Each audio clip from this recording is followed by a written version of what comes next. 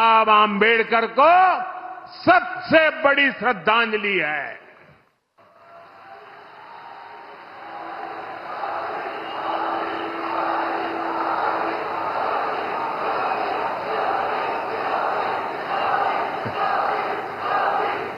जब भारत का संविधान जम्मू कश्मीर में लागू हुआ, पूरा देश झूम उठा था, नाच उठा था।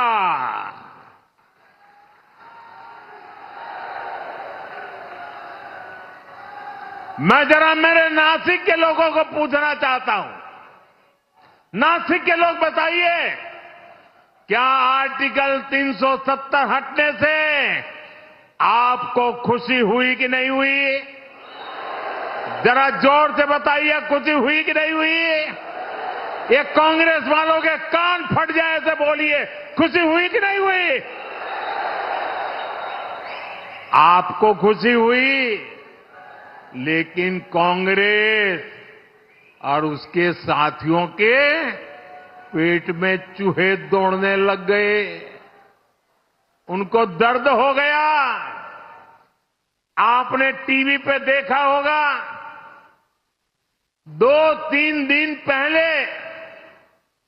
जम्मू कश्मीर की विधानसभा में कांग्रेस और इसके साथियों ने 370 फिर से लागू करने के लिए हंगामा किया।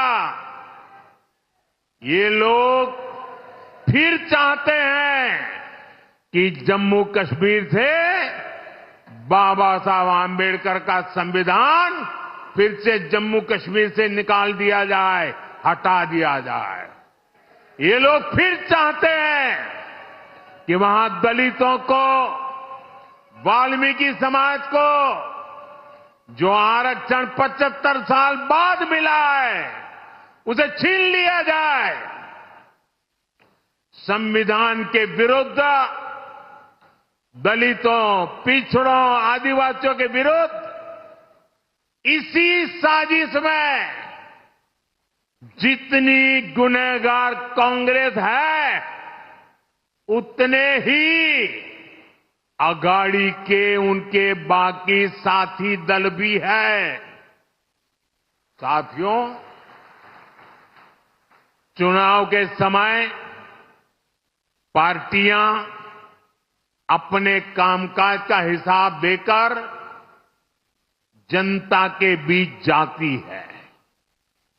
बीजेपी और महायुति भी लगातार अपने काम का हिसाब दे रही है, लेकिन बीजेपी का मुकाबला करने के लिए कांग्रेस के पास एक ही तरीका है।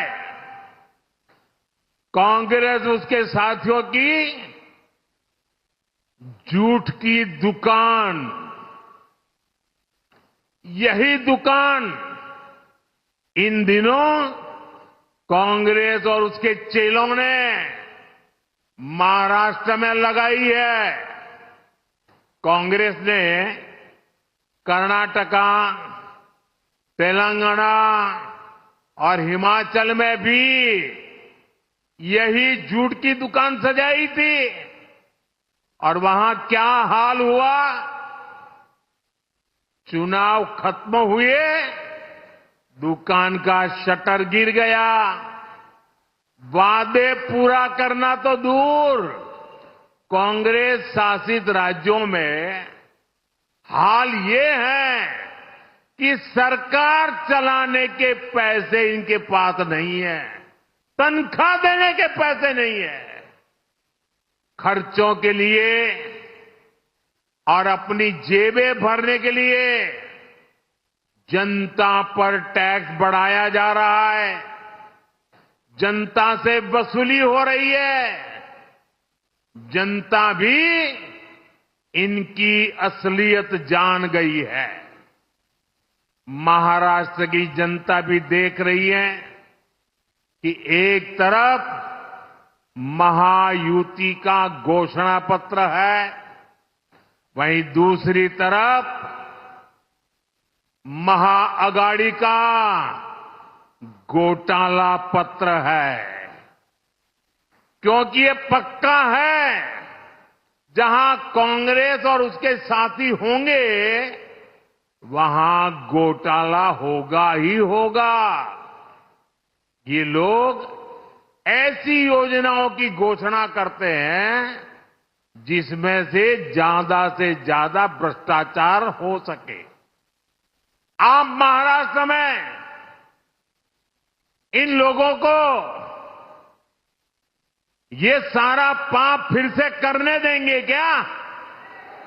करने देंगे क्या? ये धोखेबाजी महाराष्ट्र की जनता के बीच चलेगी क्या? साथियों, पूरे देश ने कांग्रेस की हरकतों के कारण उसे पूरी तरह से खारिज कर दिया है। कांग्रेस अब ऑल इंडिया कांग्रेस नहीं बची। कांग्रेस अब परजीवी कांग्रेस बन चुकी है। ये कांग्रेस पार्टी अब केवल बैसाखियों पर ही जिंदा है।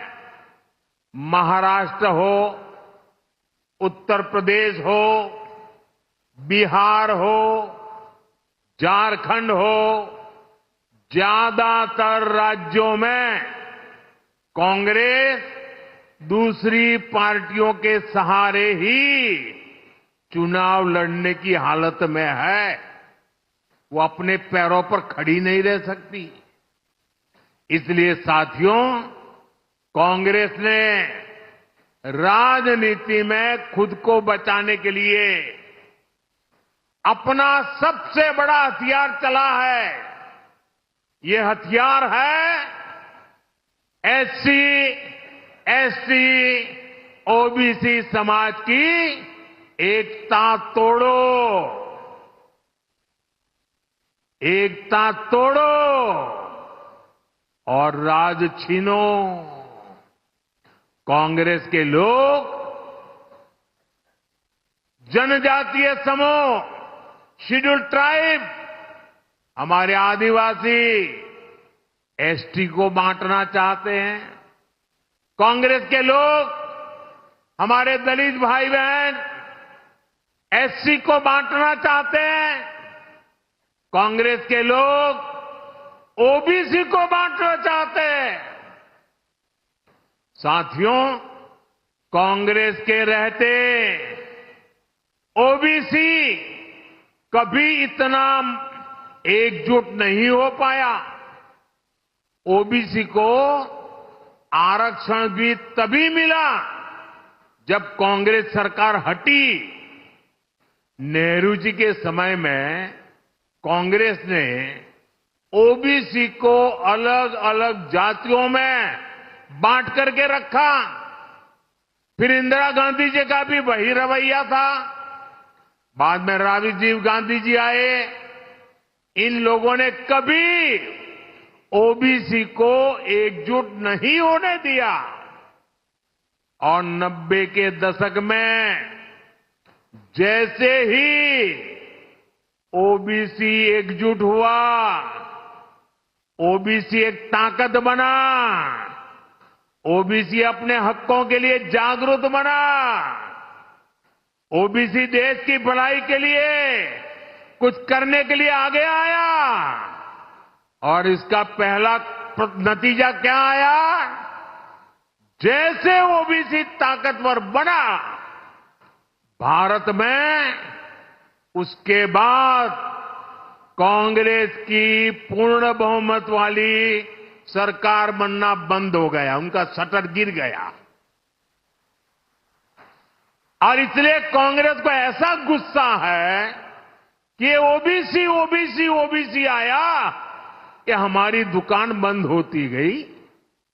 और इसलिए कांग्रेस चाहती है कि ओबीसी समाज को कमजोर कर दो भाई, उनकी एकजुटता को समाप्त कर दो। कांग्रेस का स्पष्ट मत है कि ओबीसी कमजोर होगा तभी कांग्रेस के लिए सत्ता का रास्ता खुलेगा। इसलिए कांग्रेस ओबीसी को बांटकर उनमें दरारें पैदा करना चाहती है। यहां नासिक और इस क्षेत्र में कितनी ही ओबीसी जातियां हैं, कुणबी, माली, वाणी, गुजर, कुंभार, नावी, सुतार, सोनार, डेवड़ीगा, धांगर, धनगिरी, गंवाड़ी, शेटवाल, माली, मालिस, नामदेव, आहिर, तंबोली, धावड़, जाटगर, धाकड़ बैरागी, सैगर, कितने सारे।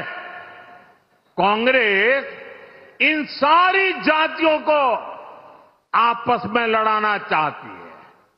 कांग्रेस चाहती है कुणबी ये जाति माली से लड़े, वाणी जाति गुजर से लड़े, कुंभार साथी नावी से लड़े। कांग्रेस चाहती है कि सुतार सोनार से भिड़ जाए। कांग्रेस ओबीसी के तौर पर आपको एकजुट नहीं होना देना चाहती।